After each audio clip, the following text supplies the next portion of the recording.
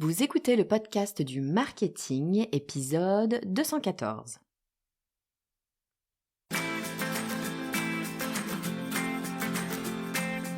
Bonjour et bienvenue. Je suis Estelle Ballot et je suis ravie de vous recevoir sur le podcast du marketing. À chaque épisode, je vous propose d'analyser les techniques marketing qui marchent, pas à pas et très concrètement, pour développer votre activité. Quand on dit marketing, on pense souvent créativité. Créativité, on pense bien générer de nouvelles idées, innovation, on pense brainstorming. Le brainstorming, c'est toute une histoire, sauf que le brainstorming, c'est pas toujours si évident que ça à faire, parce que on se dit waouh, c'est génial, on va se retrouver tous ensemble dans une salle, on est 3, 4, 5, 10 personnes et on va créer. Super, j'adore cette idée. Comment est-ce qu'on fait finalement pour créer? Comment est-ce qu'on génère des idées? Comment est-ce qu'on fait une session de brainstorming? C'est pas si évident que ça. Ben non, c'est pas si évident que ça, mais il y a des techniques, il y a des éléments sur lesquels vous allez pouvoir vous appuyer pour créer votre session de brainstorming. C'est ce que je vous propose de voir aujourd'hui. Je vous propose dans cet épisode du podcast du marketing 12 techniques de brainstorming que vous allez pouvoir utiliser directement dans votre prochaine session de créativité. Alors c'est parti pour ma toute première stratégie, c'est ma stratégie favorite, c'est la plus simple, c'est la stratégie du post-it. Qu'est-ce que c'est que la stratégie du post-it ? Eh bien c'est une stratégie de brainstorming qui vous oblige d'une part à générer beaucoup d'idées dans un temps restreint et d'autre part à synthétiser vos idées puisqu'il va falloir les écrire sur un post-it. Et en plus de ça, on va faire en sorte de ne pas pouvoir écrire grand-chose sur ce post-it. On va utiliser des feutres et non pas des stylos, ce qui fait que, vous allez pouvoir écrire 1, 2, 3, 5 mots maximum, pas plus, par post-it et donc par idée. Le principe, c'est de l'écriture automatique. Vous ne vous mettez aucune limite et vous écrivez tout ce qui vous passe par la tête. Quand on vous donne une idée, un point de départ, évidemment, on se donne un point de départ, un temps défini et on écrit tous chacun dans son coin sur des post-it, une idée, un post-it, une idée, un post-it, une idée, un post-it. On ne se bride pas, il n'y a pas de fausses idées, il n'y a pas de mauvaises idées, il n'y a pas d'idées infaisables. On marque tout ce qui nous vient par la tête. C'est ultra simple et c'est ultra puissant. Vous allez voir que, vous allez générer des tonnes d'idées, normalement, des tonnes d'idées. Vous allez pouvoir ensuite les classer, enlever les idées qui n'ont rien à voir avec le schmilblick. Il y en a, ça s'appelle la purge. C'est votre cerveau qui laisse sortir des idées totalement farfelues, mais qui va lui permettre de se donner le droit d'être créatif. Vous allez pouvoir les enlever dans un second temps et ensuite vous allez classer vos idées. Vous verrez que vous avez plein d'idées. Vous allez pouvoir après les mettre en commun, etc. Et ça va vous donner un point de départ merveilleux pour d'autres techniques de brainstorming.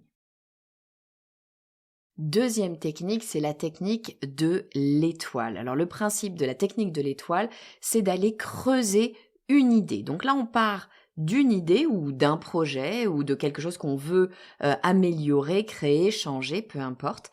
Vous allez l'écrire au centre d'un tableau ou au centre d'une grande feuille, peu importe. Et autour de cette idée, vous allez dessiner une étoile à 6 branches. Vous dessinez votre étoile à 6 branches. Chacune des branches de votre étoile correspond à une question. Ces questions, c'est qui, quoi, quand, où, pourquoi et comment. Et partant de là, vous allez partir de votre idée de départ, par exemple lancer un nouveau concept de thé aromatisé, et vous allez à chaque fois vous servir de l'une des questions des branches de l'étoile pour poser une problématique en lien avec votre lancement. Par exemple, la question qui pourra être, à qui sera destiné ce thé aromatisé? La question quand est-ce que l'on va lancer notre thé aromatisé? La question où, c'est dans quel lieu allons-nous vendre notre thé aromatisé ou dans quel endroit allons-nous communiquer sur notre thé aromatisé? Vous avez compris le concept? Ces questions sont des points de départ pour aller creuser votre sujet. Troisième stratégie d'analyse, ça va être l'analyse du SWOT. Alors le SWOT, vous le connaissez si vous sortez d'une école de commerce, il est bien connu des écoles de commerce, mais en fait ça marche plutôt pas mal. Qu'est-ce que c'est que le SWOT? SWOT, c'est Strength, Weakness, Opportunity, Threat, c'est-à-dire force, faiblesse, opportunité, menace. En fait, vous allez prendre votre problématique, votre sujet, l'élément que vous voulez travailler, et vous allez y réfléchir au travers de ces 4 prismes que sont vos forces, ou les forces du produit, peu importe, les faiblesses, les opportunités et les menaces. Et ça va vous ouvrir un champ des possibles, de nouvelles réflexions peut-être, et ça va vous permettre d'aller, apporter de nouvelles idées, de nouveaux points de vue pour votre produit, votre service, en tout cas l'idée que vous développez. Quatrième stratégie, ça va être l'analyse des écarts. Qu'est-ce que c'est que l'analyse des écarts? C'est une analyse où on va essayer de regarder quels sont nos obstacles. Donc, on va poser notre situation et poser nos objectifs. Donc, on prend quand même un temps de réflexion de où sommes-nous, où voulons-nous aller. Et une fois qu'on a posé ça, on va placer tous les obstacles qui pourraient se mettre en travers de notre chemin. Tous les obstacles qui pourraient, de façon hypothétique, mais qui pourraient se dresser face à nous. Et une fois qu'on a tous ces obstacles, on va essayer de réfléchir à toutes les solutions qu'on pourrait trouver pour détourner ces obstacles, pour passer outre ces obstacles. À quoi ça sert de travailler comme ça? Ça va vous permettre de comprendre quels sont les chemins difficiles, quels sont les chemins un peu plus faciles ou risqués et un peu moins risqués, et ça va vous donner une ligne directrice à suivre pour atteindre votre objectif. Cinquième stratégie, je l'aime particulièrement parce que je la trouve surprenante, c'est la stratégie du brainwriting. Qu'est-ce que c'est que le brainwriting? C'est en fait le fait de partager ses idées mais en silence. C'est une stratégie qui est très utile notamment quand on a des personnes qui peuvent monopoliser la parole ou des personnes peut-être qui n'osent pas nécessairement donner leurs idées. Comment ça fonctionne le brainwriting? Chaque personne va avoir une feuille de papier devant lui et va écrire, sur un sujet donné, bien sûr, va écrire 3 idées distinctes. Et puis cette feuille, il va la passer à son voisin de droite. Et chaque personne passe à son voisin de droite. Et l'idée, ça va être de développer l'idée ou les idées, si on en a choisi 3, ça peut être une, ça peut être 2, peu importe, mais de développer les idées de notre prédécesseur. On va développer cette idée en ajoutant des commentaires, liste à puces, pas des gros textes, vraiment des idées très simples, basiques. On passe à notre voisin de droite et ainsi de suite jusqu'à ce qu'on ait fait tout le tour de la table. Une fois qu'on a fait le tour, l'animateur principal du brainstorming va pouvoir lire les éléments qui ont été collectés et l'ensemble du groupe va pouvoir bien évidemment les discuter. Attention, l'idée ici c'est d'être pas trop nombreux, un maximum de 10 personnes, sinon ça va être compliqué à gérer. Mais très intéressant parce que vous allez devoir rebondir sur les idées des autres. Sixième méthode, c'est la méthode des 6 chapeaux. Alors je la trouve aussi très intéressante cette méthode. Qu'est-ce que c'est que la méthode des 6 chapeaux? L'idée, c'est de regarder une problématique au travers de 6 regards différents. Donc, pourquoi la méthode des 6 chapeaux? Parce que on va travailler donc à 6 personnes et chaque personne va porter un chapeau imaginaire, mais le chapeau d'une fonction. La fonction n'est pas nécessairement une fonction métier, mais une fonction en rapport avec l'activité, le projet, l'idée qu'on va travailler. Par exemple, on va avoir la fonction conséquence, ou alors la fonction contrainte, ou alors la fonction concurrence. Vous voyez l'idée. Donc chaque personne va prendre une fonction et va analyser, creuser, dépouiller l'idée que l'on travaille en fonction de son chapeau. On va pouvoir comme ça aller creuser de façon beaucoup plus précise, beaucoup plus profonde des idées qu'on aurait travaillées probablement en surface normalement. Septième stratégie, le role storming. Alors là, c'est pour les aficionados du théâtre. Ça ressemble un petit peu à l'idée qu'on avait avec les chapeaux. Ici, chaque personne va prendre une personnalité, mais la personnalité d'un individu. Ça peut être par exemple un employé de l'entreprise, ça peut être un client, ça peut être un fournisseur.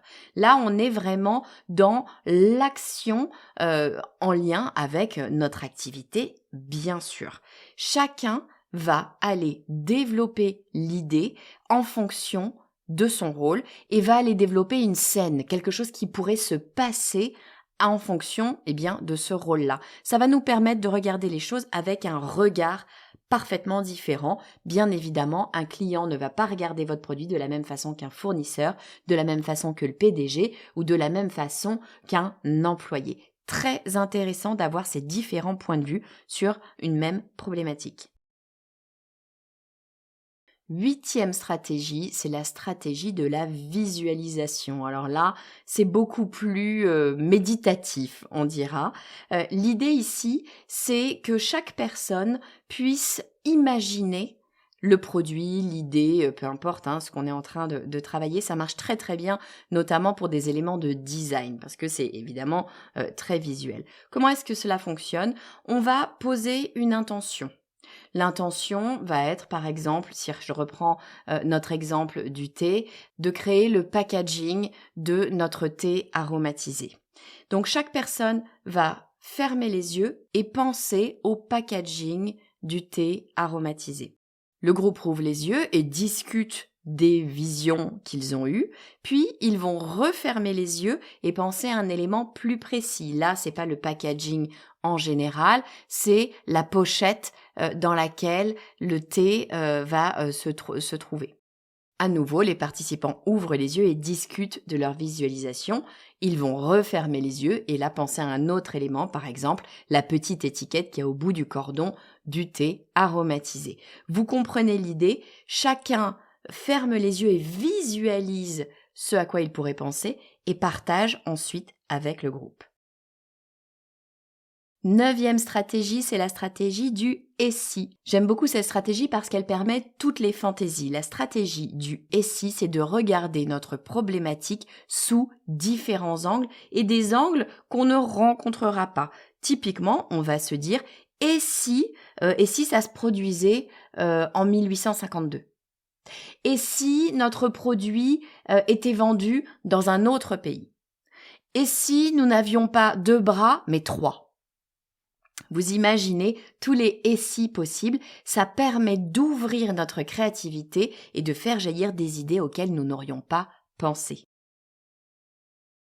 Stratégie numéro 10, je l'aime beaucoup, c'est le changement de décor. On le sait, le fait d'être toujours dans un même environnement ne participe pas à la créativité. Et en général, quand on fait un brainstorming, on est dans une salle de réunion. Il n'y a rien de plus neutre et anonyme qu'une salle de réunion. Le changement de décor, qu'est-ce que c'est ? C'est de sortir, de partir, de faire autre chose. Ça peut être tout simplement de faire notre brainstorming en marchant. Si vous êtes en Normandie, là où je suis, c'est d'aller faire le brainstorming à la plage. Ça peut être d'aller, dans la campagne, faire son brainstorming. Ça peut être d'aller dans un café, dans un restaurant, peu importe, mais en tout cas, c'est d'être dans un environnement différent. Encore une fois, ça permet à notre cerveau d'activer des éléments qu'il n'activerait pas dans une salle de réunion lambda. Une fois que vous aurez fait ça, a priori, vous aurez plein d'idées différentes. La difficulté, quand on a fait un brainstorming, c'est qu'est-ce qu'on fait de toutes ces idées ? On va pas pouvoir, évidemment, mettre en place, créer toutes les idées auxquelles on a pensé. Il va falloir se donner la possibilité de les classer, de choisir peut-être des idées qu'on va vouloir creuser un peu plus, qu'on va vouloir développer, qu'on va vouloir tester. Pour ça, je vous propose 2 stratégies. Ma première stratégie, c'est la matrice How, Now, Wow. How, Now, Wow. How, comment, Now, maintenant, Wow, wow. Qu'est-ce que c'est ? L'idée, c'est de prendre toutes vos idées et de les classer selon How, Now, Wow. How, c'est des idées originales, mais qui sont pas encore tout à fait faisables. On se pose la question, How, comment est-ce que je vais faire pour le faire ? C'est pas tout à fait évident de la mettre en place. Deuxième catégorie, c'est des now, c'est des choses qu'on va pouvoir mettre en place maintenant. C'est relativement facile à faire, on connaît déjà un petit peu. Et la troisième catégorie, c'est les wow. Les wow, c'est les idées véritablement innovantes, originales, mais qui en plus semblent être faisables. On semble voir comment est-ce qu'on va pouvoir les mettre en place. Évidemment, les wow, c'est celles qu'on recherche parce que c'est celles qui auront le plus d'impact tout en étant facilement réalisables. Et puis, deuxième stratégie de classement, c'est une partie d'une stratégie qui s'appelle le Lightning Decision Jam, LDJ, pour les habitués. Dans cette stratégie, comment fait-on? Eh bien, on va aller créer une matrice qui va nous permettre de déterminer d'un côté la valeur ajoutée de la solution qu'on a identifiée et de l'autre côté le niveau d'effort qui va être nécessaire pour la mettre en place. Et on va aller rechercher entre valeur ajoutée et niveau d'effort, eh bien, ce qui va être le plus intéressant pour nous, de quel côté on veut tirer la corde, plutôt vers la valeur ajoutée ou plutôt vers l'effort à apporter. Bien évidemment, si on arrive à trouver une solution qui a une grosse valeur ajoutée, peu d'effort, eh ben, on a trouvé la solution miracle, mais ça va nous permettre en tout cas, eh bien, de choisir, de définir les idées qui sont à creuser en priorité. Voilà pour mes 12 stratégies de brainstorming. J'espère que vous êtes en train de vous dire « Waouh, il faut absolument qu'on mette en place un brainstorming ». Si vous travaillez seul, vous pouvez demander à des copains, des gens qui connaissent un petit peu votre boîte, votre marché, de travailler avec vous sur ce brainstorming. Ça peut être intéressant aussi d'avoir des gens extérieurs à votre entreprise qui participent au brainstorming. Pourquoi pas ? Avant de vous lancer dans un brainstorming, je vous redonne quand même les grandes règles d'un brainstorming. C'est important de l'avoir en tête et de le redire. Première chose, faut se préparer un petit peu. Typiquement, choisir en amont quelle stratégie vous allez utiliser, quel matériel peut-être vous allez avoir besoin d'avoir sur place. Des feutres, des stylos, des post-it, des feuilles, des tableaux, peu importe. Mais en tout cas, il faut le prévoir. Deuxième chose, dites clairement à tout le monde ce qu'on est censé faire, ce qu'on cherche à faire. Est-ce qu'on cherche des idées innovantes? Est-ce qu'on cherche des idées faisables? Est-ce qu'on cherche des idées tout court? En tout cas, soyez clairs sur l'intention du brainstorming.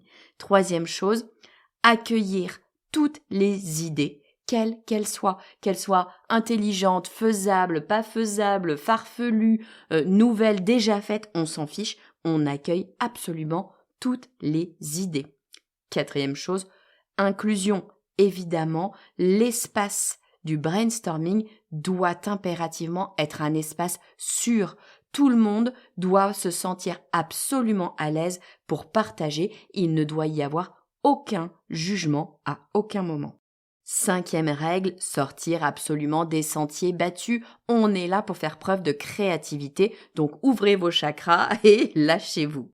Et puis sixième règle, en tout cas c'est pas une règle mais un conseil, on va dire ça comme ça, c'est d'associer et de combiner les techniques de brainstorming. On n'est pas obligé de ne choisir qu'une seule technique et d'y aller. Au contraire, plus on va utiliser de techniques différentes, plus ça va nous permettre de trouver de nouvelles idées. Voilà, j'espère que cet épisode vous aura plu. Je vais vous le résumer rapidement ou en tout cas vous redonner mes 12 stratégies de brainstorming. Alors la toute première stratégie, c'est la stratégie du post-it. Prenez des post-it, une idée, un post-it. La deuxième, c'est la stratégie de l'étoile. Vous avez une idée centrale et vous avez une étoile à 6 branches avec 6 questions. Qui, quoi, quand, où, pourquoi et comment. La troisième, c'est l'analyse SWOT. L'analyse SWOT, c'est regarder une problématique au travers de ses forces, ses faiblesses, ses opportunités et ses menaces. La quatrième, c'est l'analyse des écarts. Vous avez votre idée, vous avez votre objectif, vous allez définir tous les obstacles qui peuvent se dresser sur votre route. Essayez de trouver des solutions ou des moyens de passer outre les obstacles. Vous allez trouver comme ça le chemin le plus propice pour aller jusqu'à votre objectif. Cinquième stratégie, le brainwriting. Le brainwriting, qu'est-ce que c'est? Vous avez une feuille, mettons 10 personnes, ou en tout cas un certain nombre de personnes autour d'une table, chacun a une feuille, il écrit une idée, il passe à son voisin, qui rajoute des idées, qui passe à son voisin, qui rajoute des idées, vous faites tout le tour et vous avez plein d'idées. Sixième méthode, c'est la méthode des 6 chapeaux. Chaque personne, chacune des 6 personnes prend une fonction, la fonction conséquence, la fonction contrainte, la fonction concurrence, peu importe, et regarde la problématique en fonction de sa fonction. Septième stratégie, le role storming. Là, on joue au théâtre. Il y en a un qui sera l'employé, l'autre qui sera le fournisseur, l'autre le client, peu importe, ou le concurrent. Et vous allez regarder la problématique au travers des yeux de cette personne spécifique. Huitième stratégie, la stratégie de la visualisation. Vous allez fermer les yeux, visualiser votre problématique, votre produit, peu importe ce que vous voulez créer, rouvrir les yeux, en discuter, rechoisir un autre élément un peu plus précis, fermer les yeux, visualiser, etc. Neuvième stratégie, la stratégie du « et si ». On va partir dans des choses totalement farfelues qui ne sont pas vraies, qui n'existent pas, mais qui vont nous permettre de voir les choses différemment avec la question du « et si ça se passait en 1852 » et si on était dans un autre pays et si on avait 3 bras. Dixième stratégie, on change de décor, on prend ses clics et ses claques, on part à la plage, à la campagne, dans un café, dans un restaurant. En tout cas, on ne reste pas dans la salle de réunion. Et puis, une fois qu'on a toutes ces idées, il va bien falloir les classer. On va pouvoir utiliser la matrice du how, now, wow. How, c'est des idées sympas, mais pas faciles à concrétiser. Now, c'est des idées, oui, bon, qu'on sait faire, mais enfin, il n'y a rien de vraiment exceptionnel. Wow, c'est la vraie idée super innovante et qu'en plus, on va pouvoir réaliser pas trop difficilement. Autre manière de choisir ces idées, c'est de créer une matrice qui va nous permettre d'un côté de regarder quelle est la valeur ajoutée de notre idée et de l'autre l'effort à fournir pour y arriver et vous allez choisir où est-ce que vous placez le curseur. Et puis enfin, les 6 conseils pour créer un brainstorming. 1. Prévoir du temps de préparation. 2. Transmettre clairement l'intention à tout le monde. 3. Accueillir toutes les idées. 4. Faire de votre brainstorming un espace sûr pour tout le monde. 5. Sortir des sentiers battus et faire preuve de créativité. Et 6. Associer et combiner plusieurs techniques de brainstorming. J'espère que votre cerveau tout de suite est en feu et que vous avez envie de créer, d'avoir plein d'idées. Si c'est le cas, n'hésitez pas à me dire en commentaire ou sur LinkedIn ou par email où vous voulez quelle stratégie vous avez mis en place, comment est-ce que vous faites vos brainstorming et quelles sont les idées les plus farfelues qui sont sorties de ce brainstorming. J'adore, il y a toujours des idées totalement improbables qui ressortent. En tout cas, moi j'adore les brainstorming, je trouve que c'est toujours un moment assez fun, assez sympa et surtout ça fait vraiment avancer les choses pour son entreprise et c'est comme ça qu'on trouve souvent la petite pépite, l'idée qui fait que notre marque, notre produit est différent des autres. Si vous avez aimé cet épisode et si vous voulez soutenir le podcast du marketing, eh bien, une chose que vous pouvez faire, c'est de laisser un avis 5 étoiles sur Apple Podcast ou sur Spotify. Sur Spotify, vous pouvez aussi répondre à un petit questionnaire sur chaque épisode pour me dire si l'épisode vous a plu ou non. N'hésitez pas à le faire. Je vous dis à très vite.